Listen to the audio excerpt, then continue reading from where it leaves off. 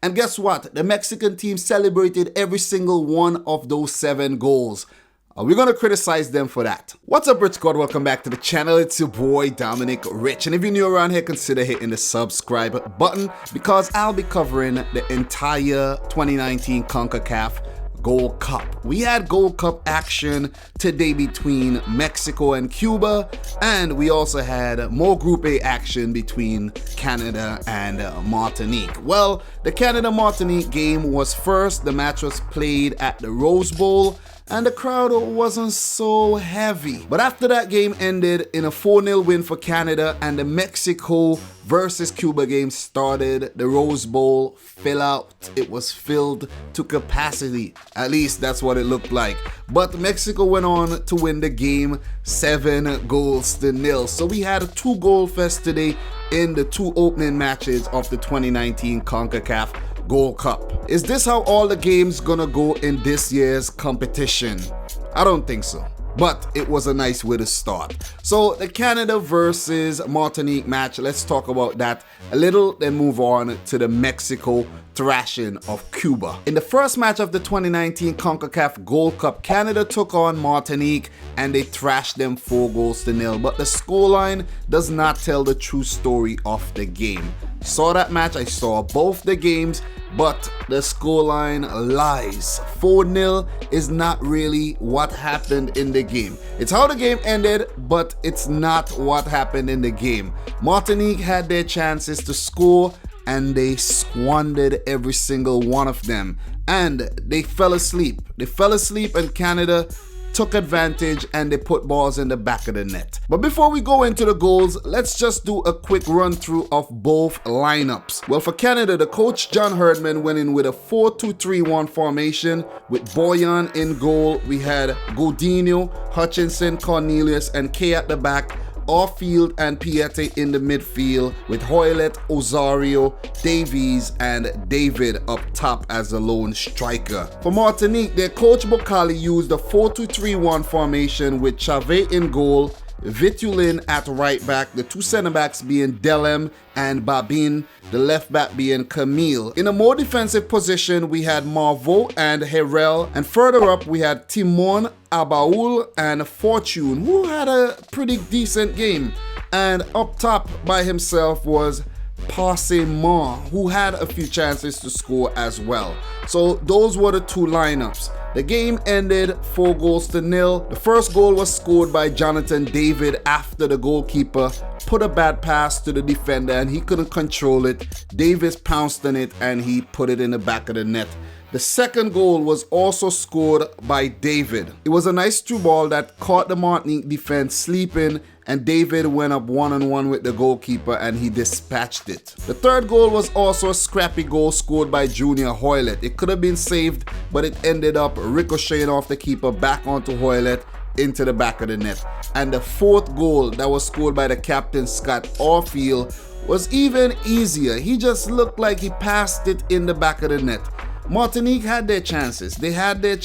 But they failed to put any past Boyan in goal. So when I tell you the scoreline does not tell the true nature of how the game went, I am not lying to you. Martinique looked decent, but Canada looked like they're levels above this Martinique team. In this game, Canada had 24 shots at goal with 12 on target, 62% possession, 584 passes with an 88% pass completion. They committed 16 fouls, picked up 1 yellow card.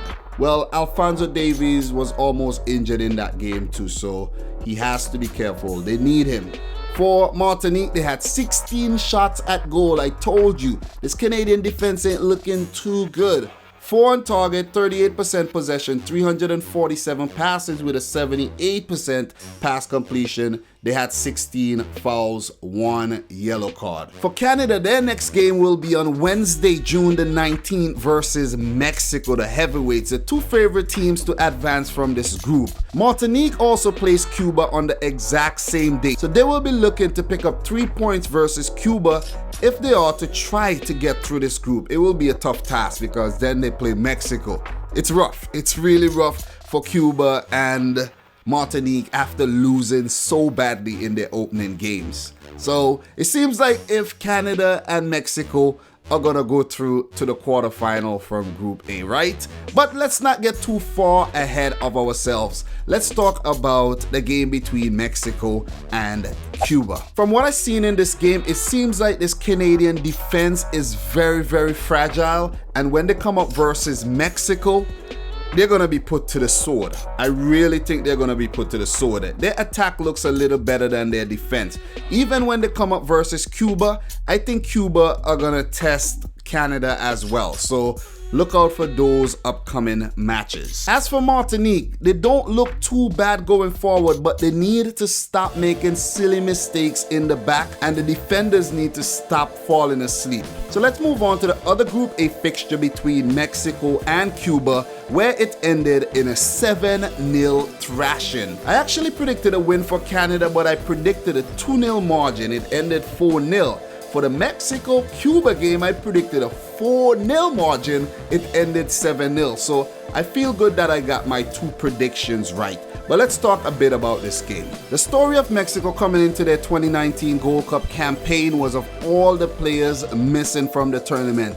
Miguel Layun, Chicharito, Diego Lainez, Chucky Lozano, Carlos Vela, but this team looks like they are ready for business. Tata Martino in his first major competition starts out with a bang. 7-0 versus Cuba. In this match, Tata Martino chose to go in with a 4-3-3 formation. We had Guillermo Ochoa in goal, Rodriguez, Salcedo, Araujo, and Gallardo at the back. In the middle of the field, we had Rodriguez, Reyes, and Guardado. And further up top, we had Antuna, Jimenez, and Alvarado. For Cuba, their coach Medeiros chose to start with a 4-4-2 formation. We had Sanchez in goal, Martinez, Lopez, Piedra, and Morejon at the back. In the middle of the field, we had Hernandez, Morris, Espino, and Abreu. And up top, we had Paradela and Vaquero. These guys proved to be very ineffective in that game. Failed to score. But 7-0, man. 7-0, that was a thrashing. What a way for Mexico to start their 2019 Gold Cup campaign, their Copa Oro campaign, as they look to win it. They are the most successful team at the Gold Cup, remember that, ahead of USA. Last time around, they got knocked out in the semifinal versus Jamaica. Cuba, they were missing from the last event. They were last there at 2015.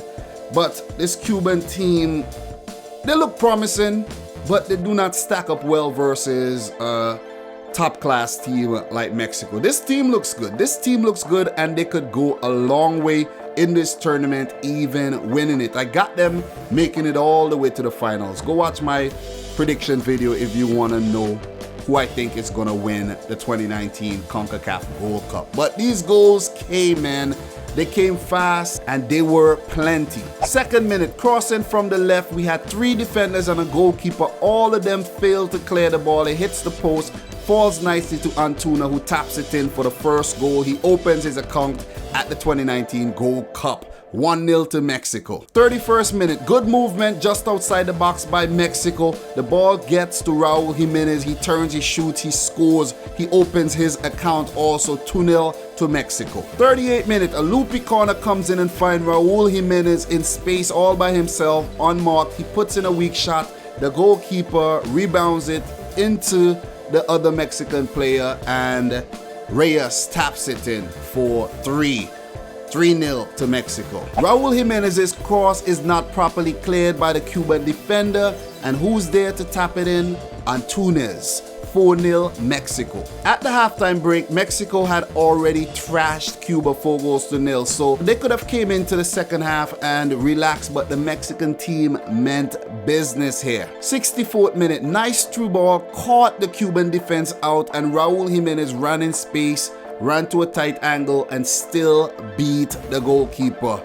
5-0 Mexico. 74th minute, the Cuban defense high up the field, caught sleeping. A through ball finds Antuna, who ran into space and passes it over nicely to the substitute Vega, who taps it in for the 6th goal. 80th minute, Mexico still on the hunt for more goals. A brilliant shot is well saved by the keeper, but it falls nicely in the path of Antuna, who puts it in the back of the net for his hat trick. If I said Antuna, I think I kept writing down his name as Antuna. I don't know why I did that. But Antuna is the man of the match for his hat trick and 1 assist. In this game, the stats read: Mexico 30 shots at goal, 30, yes, 15 on target, 72% possession, 675 passes with a 92% pass completion, 10 fouls, no cards shown. That's nice. That's nice.